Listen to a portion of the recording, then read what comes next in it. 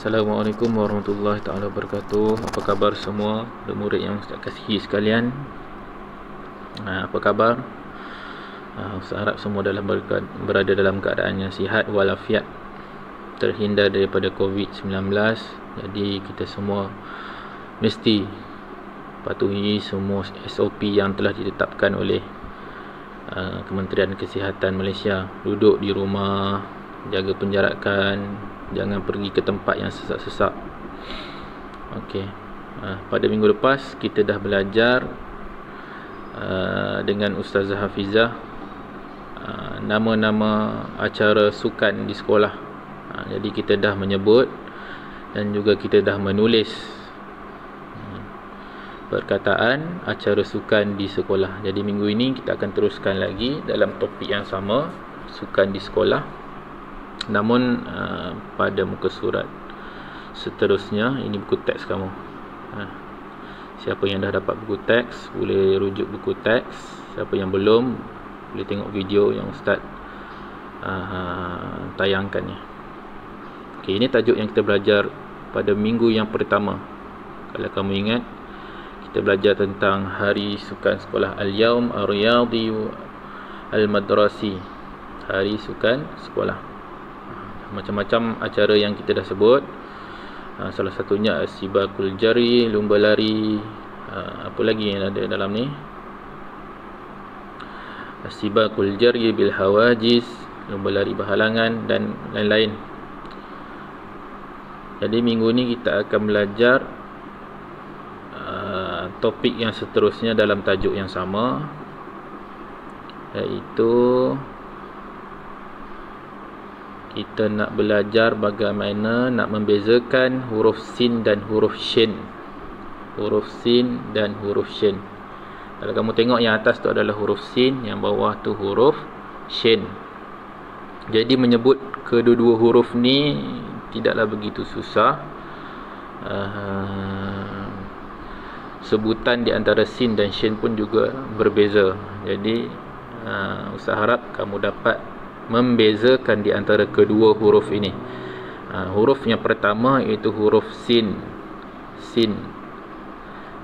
Kalau dalam pelajaran tajwid tahun 1, tahun 2 kamu dah belajar ini. Dalam Iqra pun kamu dah menyebut huruf sin dan huruf shin. Iqra 1 kamu dah sebut. Cuma kamu kena tahu beza antara sin dan shin. Dari segi fizikalnya, dari segi tulisannya, penulisannya, perbezaan antara sin dan shin ni semestinya kamu dah tahu. Kalau sin tak ada titik, yang shin pula ada 3 titik di atas gigi dia.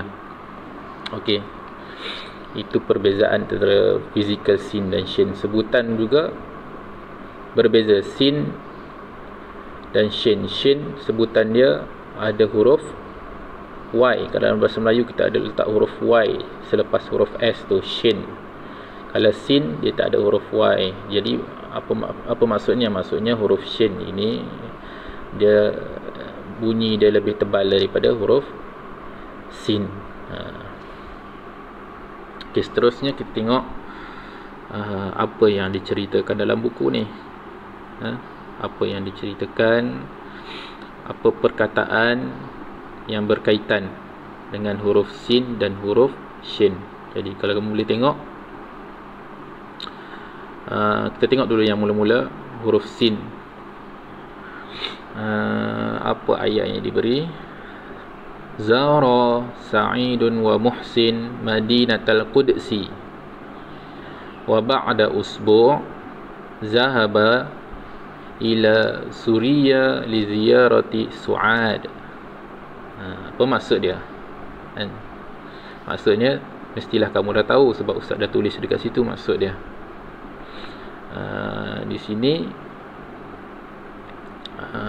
Ustaz cuba pecahkan dan mungkin kamu tak faham yang mana satu maksud dia ni. Ada yang Ustaz tulis berangkai. Yang pertama, Zara. Zara ini bermaksud ziarah. Maksudnya Zara dia telah menziarah Sa'id wa Muhsin. Sa'id wa Muhsin ini nama orang.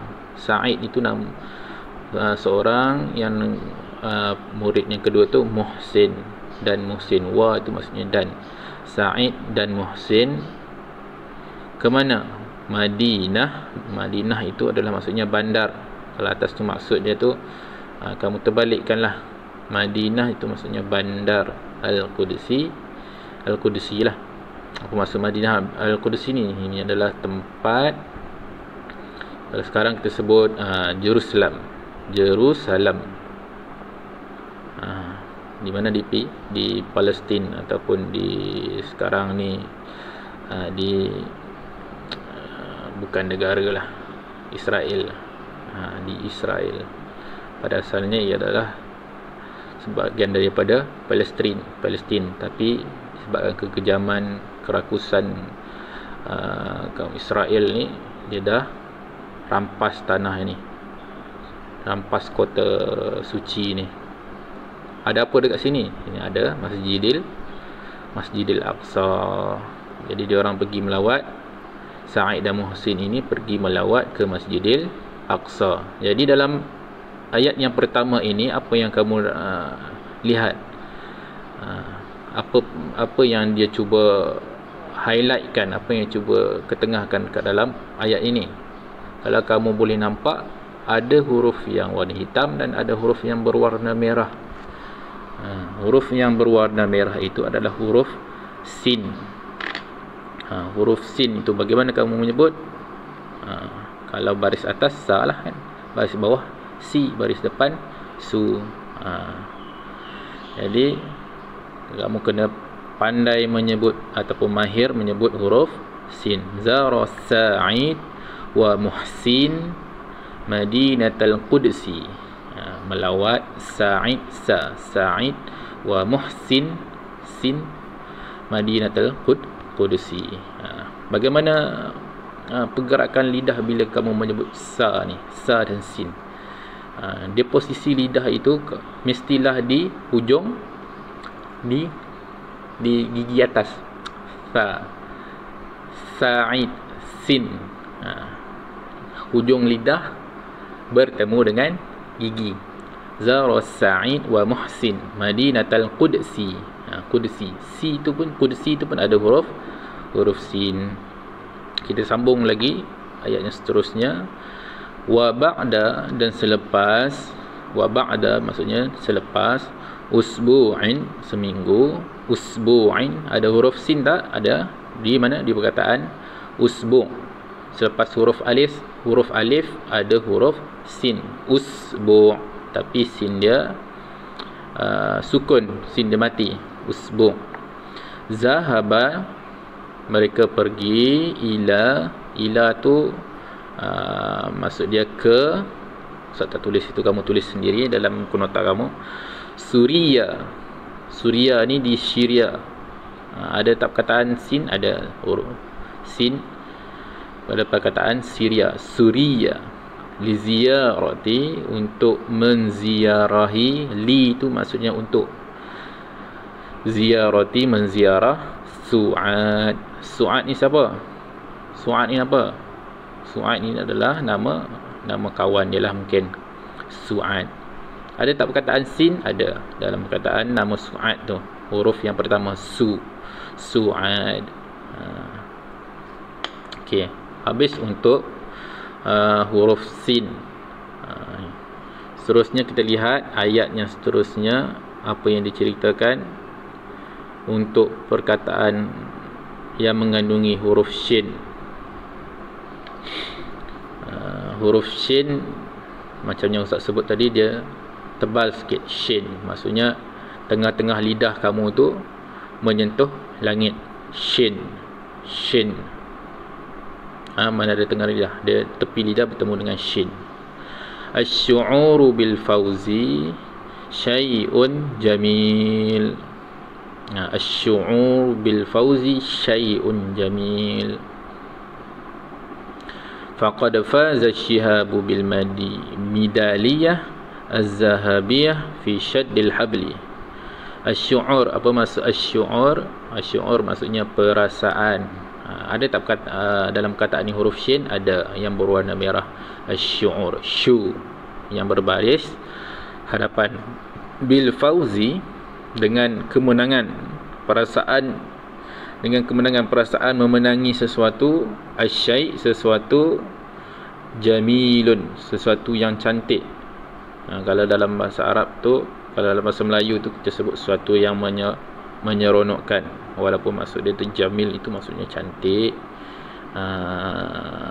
Jadi dalam bahasa Melayu kita ubah sikit, dia bahasa Arab ni dia bahasa yang indah.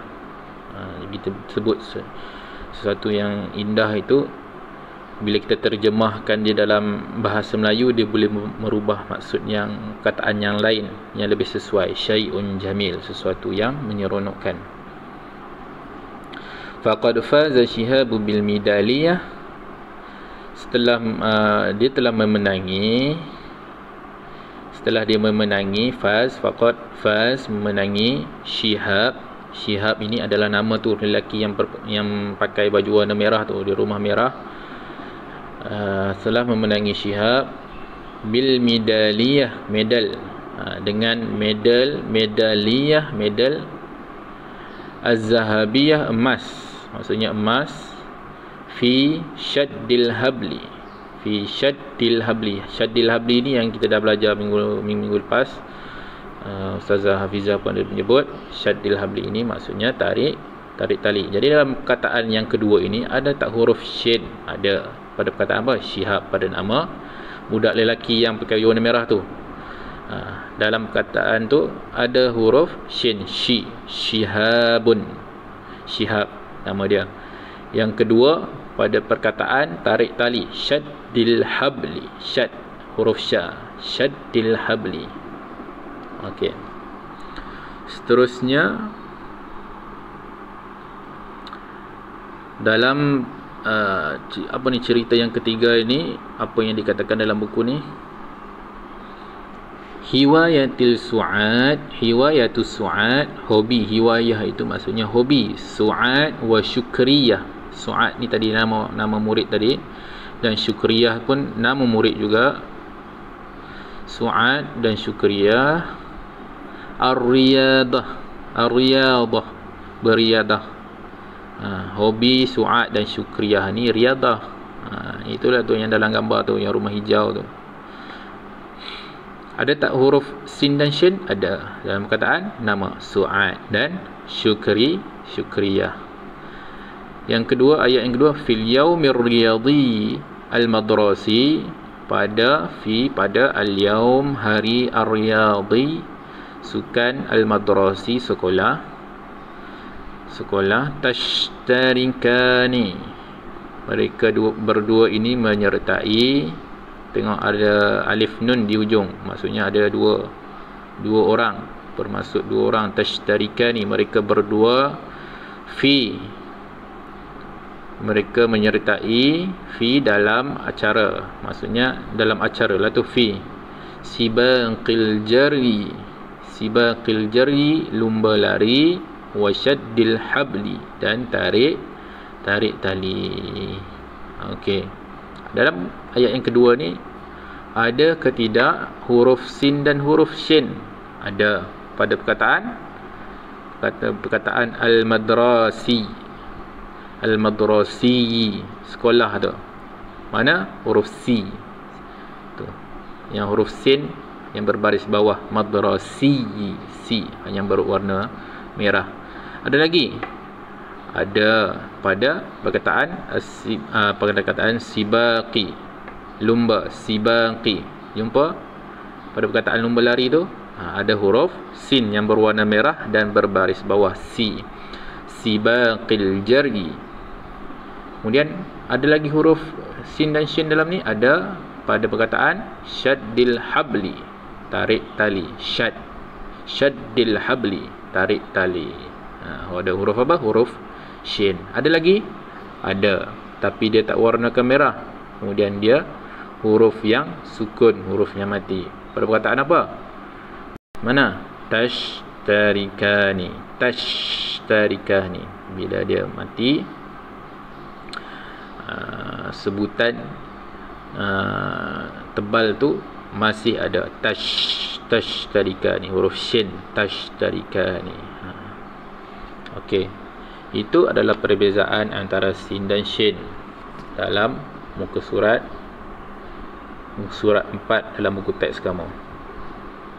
Dalam muka surat ni memang mengajar kamu perbezaan antara sin dan shin. Jadi